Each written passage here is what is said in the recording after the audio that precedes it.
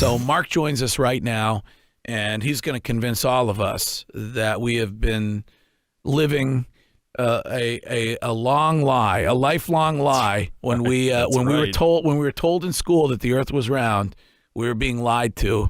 And Mark, thanks for being on Extra Sauce. Thank you very much for having me. A lot of people think you're bat crazy, but I know. Actually, you know what? Shu is becoming a believer. Now let's slow down. I've been reading up on this since I knew we were going to talk to you, and I don't know, some of it to me, I'm a conspiracy theory kind of guy. Oh yeah. Some of it to me, it freaks me out a little bit how much I kind of buy here. Sure. Yeah, we're as a skeptic, but the whole enclosed dome thing. Well, we'll get into Mark. I wanted to ask you first. When did you start to believe that the Earth was flat? Like when did you start to really believe this? It hit me. My Jerry Maguire moment for the flat Earth was February 10th of 2015. Woke up in the middle of the night after looking at this thing and trying to debunk it because nobody likes it. It's a piece of crap theory. Yeah. And everybody starts up. The T-shirt reads, "I became a flat earther because I tried to debunk flat Earth." And I tried for months and months, woke up on February 10th and said, you know what? I'm going to go the other way. I'm going to make a series of videos. I'm going to put it out on the internet. I'm going to see if anybody challenges it. And honestly, I thought that for the first week or month or whatever, I thought, you know what, some scientist, some academic's gonna shoot this thing down in 2 seconds because it's easy, right? It's easy. Everyone knows it's an easy thing to debunk. And the exact opposite happened. Massive amounts of people started contacting me. Subject matter experts started calling in. I got to get unsolicited. I was interviewing all these people. They turned it into a book and a website and apps, and here we are 2 years later, and now I'm putting videos about how Shaquille O'Neal is not a flat earther. Yeah, what? Yeah. Well, that's how the discussion started on the morning show, and honestly, I mean, people were texting in. Like saying, explain why you're out on the ocean and you can see essentially the horizon and where it spills over. I mean, how do you explain that stuff? Oh, sure. No, there is a horizon line, of course, but that's just the limit of your perception. That's just your vision only goes so far. Now, what's interesting is when people will say, "Oh, well, you can see the boat going over the horizon." That's the most common thing we get. Yeah. It's like, okay. And here's what's changed since the last time any flat Earth thing has really come up, and it's been a long, long time since this thing has been a topic. Find a camera like a Coolpix 900 with like an 80 power zoom. A boat goes over the horizon, you see it go away, right? And you think it's gone and it's gone over the horizon. You take your camera and you can zoom and bring it back into frame. And you can do this again and again until finally the atmosphere gets so thick, because you can only see so far because we're only breathing 20% oxygen, the rest is nitrogen. The boat should not be there. And by that I mean, if anyone's listening, they were trying to figure this out with math. If the curvature is 8 inches per mile squared, and I know everyone hates math, so I'll do it for you. That means that it's every mile times itself times 8 inches. So if it's 10 miles, it's 10 times 10, which is 100, times 8 inches, which is 800 inches. There should be 800 inches of curvature at 10 miles. And it just gets worse and worse. So at 50 miles, for example, it should be 50 times 50 times 8, which is roughly pushing 1,700 feet of curvature.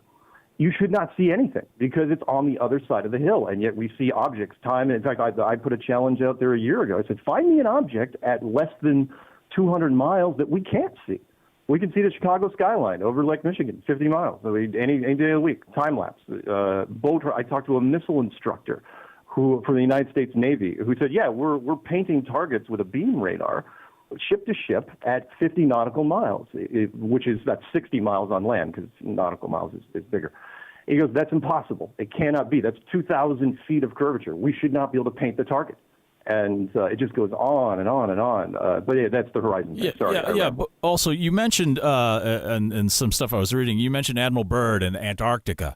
And that he would fly around in a plane and fly around in a plane. And I'm thinking of that. People are flying around in planes all over Earth. How do they not see if it's flat, how do they not see that? The supposed... And that's a great question because lots of people will say, well, pilots would have to be in on it and scientists would have to, and everybody in NASA would have to be in. No, nobody's in on it. It's so big, and anyone that's trying to figure out, I don't know how you introduce this thing, but everyone's trying to visualize this. Look, you're in, and this is going to blow people's heads open. You're in a very, very large version of the Truman Show, which means that if it is a Truman Show, enclosed system, that means the ground is more or less perfectly flat.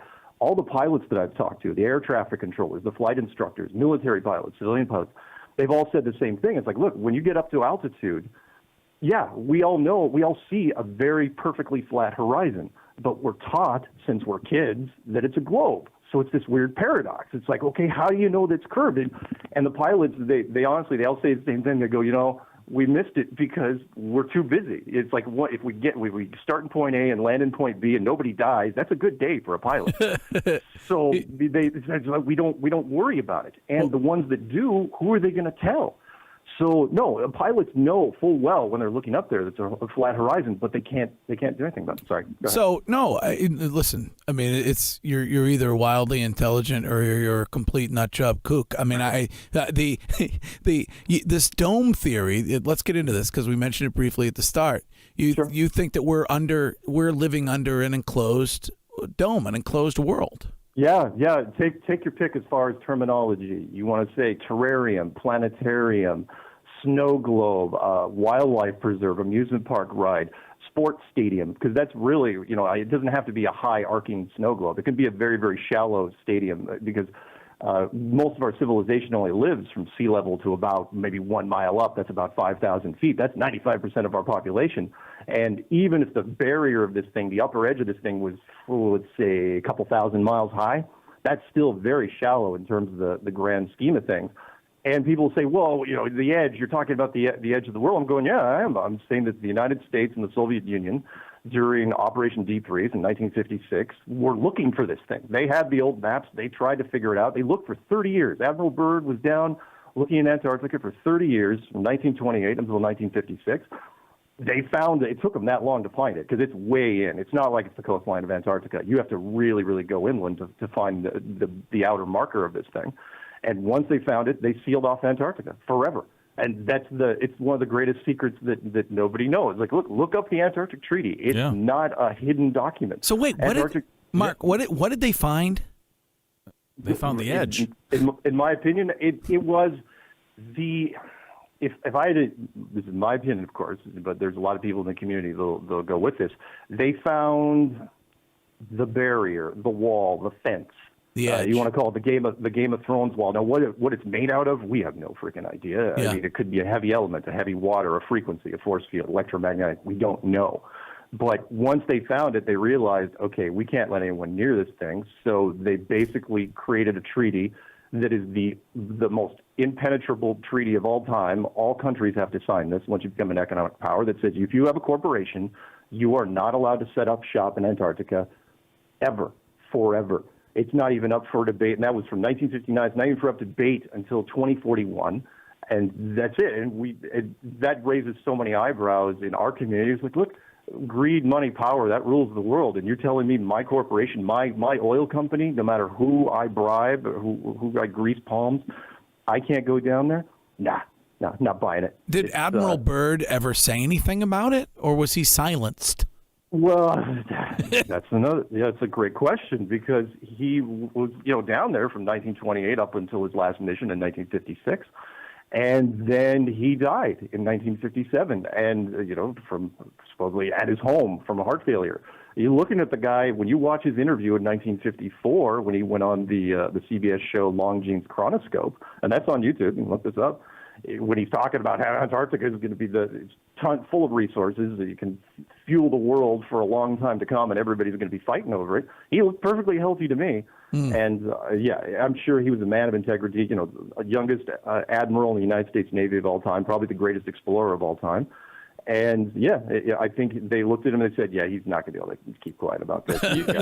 You also said one of the founders of NASA, one of their main scientists, when he died, he left a clue on his tombstone because supposedly he believed they were biblical references, right? And those had to do with being enclosed. Yeah.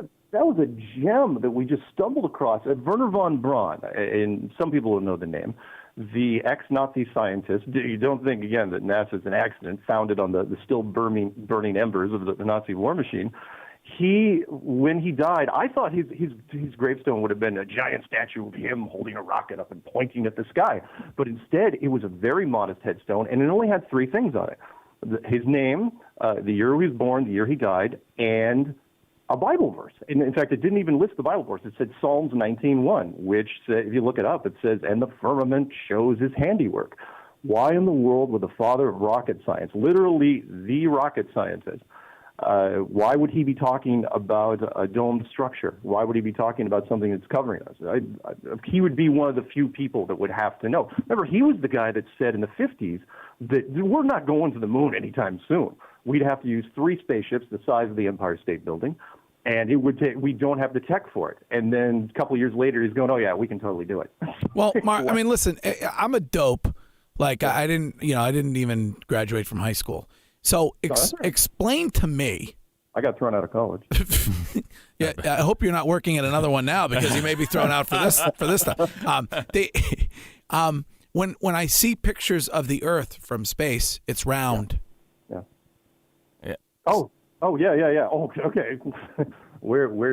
I know we don't have a ton of time, so I will break this one down real quick for you. First picture of Earth ever taken in direct sunlight. You can look this up. Not secret information. 1972 from Apollo 17. The first picture of the Earth in full sunlight.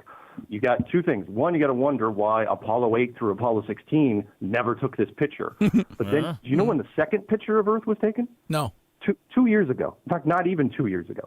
43 years, and they only used 1 picture of the Earth from space. And you're saying, "Well, no, I can look up on the internet and see all these pictures of the Earth from space." I looked up in the year in 2000 just because I was looking for images of the Earth from space. Literally, there was only that image, time and time again. The first iPhone that was released, you probably remember this, had the background of the Earth. It was the blue marble shot. The guy that made that image, literally made that image, Scott Simmons, did an audio interview where he's going, "Oh yeah, I had to Photoshop it and I can create that image for the iPhone because there were no images to use." So you're basically saying it's like every single person's dating profile, like when they're online and they're using a picture from 20 years ago. Right. There you go. It's a really blurry headshot. Yes. Absolutely. Huh. It's amazing the lack of things when you go to look at NASA, because everyone wants to lean on NASA for this. Like, I can disprove it by leaning on NASA. So many things that aren't there. Yeah, of course, you're going to have some live streams and some footage here and there, but there's so much more that should be there that isn't. What's the biggest piece, like the single biggest piece of evidence that convinced you that the Earth was flat? Wow, it's really kind of a compilation, kind of like when you go to the mechanic and they say, well, when you buy another car and they say, well, it's a lot of little things that are wrong with it. If I had to pick 2 things for people to look that they can test themselves or look at themselves, I one on the ground and one in space.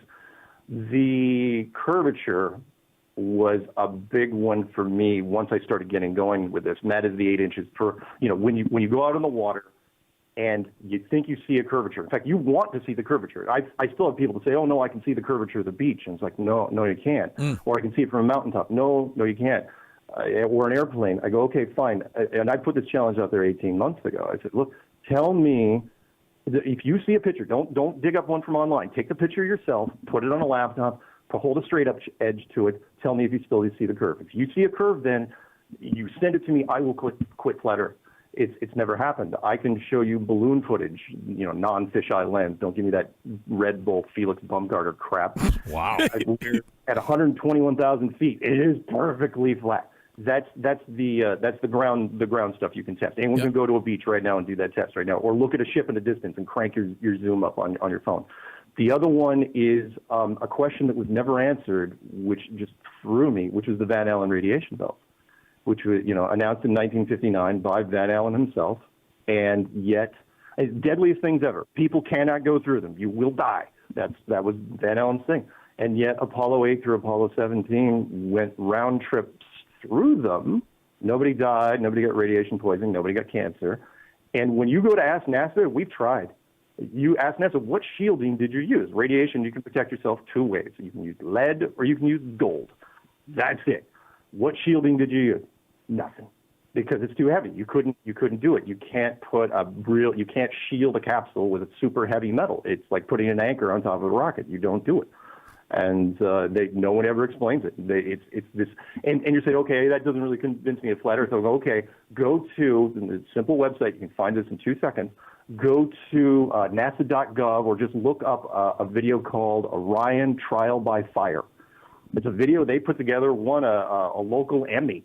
NASA, it was on television, where they talk about the Orion project, how they're going to go to Mars. But they had this weird section in there where they were talking. It's like, oh, yeah, we got to figure out how we're going to get through the Van Allen radiation belts and the first capsules we're going to launch are going to be unmanned because we haven't solved this problem of the Van Allen belt, the radiation problem yet. That's like, what are you talking about? You solved it already. You solved it, in fact, in the 1960s. Why are you even talking about that? Those are just 2 instances I point people at, but there's so much stuff out there. But fire away. What else you got? Well, no, listen. I mean, honestly, I could talk forever. We were laughing about this discussion on the morning show. I'm intrigued by it. I will say. I mean, again, I'll say that. Yeah. I'm intrigued by it, and I think those that are enjoying the extra sauce on this would probably like to go to your website. So you might want to share that. Yeah. The easiest way, and I'm not going to just promote my stuff, just go into YouTube and type in Flat Earth. If you want to see my stuff, type in Flat Earth Clues. And the website is called enclosedworld.com. Flat Earth Clues has been turned into an audiobook and it's translated in a whole bunch of languages. And again, don't think for a second that Shaq and Draymond and Kyrie and I don't know why people are leaving Richard Jefferson out of this. He's the biggest instigator of them all. This is not a fluke. B.O.B. was a fluke last year, maybe, but not now. This thing's going to just get bigger and bigger. Well, thanks for joining us under the dome here on Extra Sauce. I suspect that we'll probably have you on another upcoming episode of Extra Sauce because I think people are going to be intrigued, Mark. So thanks. Now, listen, you're not currently living in an insane asylum or anything like that. Currently, right as we speak, I am in Victoria, Canada, but I grew up in the Seattle area and then spent 20 years in Colorado teaching people software. All right. Well, thanks for being on with us, man. Thank you. We'll talk to you again. Okay. Bye-bye. Okay. Cuckoo. What do you honestly? I don't know, Greg. I'm starting to absorb some of this, and it's somehow making sense. The Antarctica stuff is interesting. Yeah, that treaty.